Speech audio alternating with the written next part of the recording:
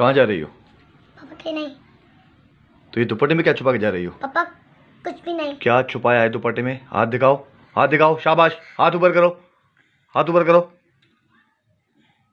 पैसे पैसे चोरी करके जा रही थी? पापा मैंने चोरी नहीं की, मैंने अपने खुद जमा किए हैं। तो ये कहाँ लेके जा रही थी? मैंने पूछा कहाँ लेके जा रही थी? पापा मेरी एक दोस्त है अलीजा, उसके पापा को देने जा रही थी मैं। अलीजा के पापा को देने जा रही थी? क्यों क्यों देने जा रही थी? पापा कोरोना वायरस की वजह से वो कुछ कमा नहीं सके और उनके घर में 3 दिन से कुछ पका भी नहीं था। तुम्हें पता है वो मेरा दुश्मन है, लड़ा था मुझसे। पापा भी लड़ने का वक्त नहीं है। अगर आज हम उनकी मदद करेंगे तो कल हमारी मुश्किल में कोई मदद करेगा।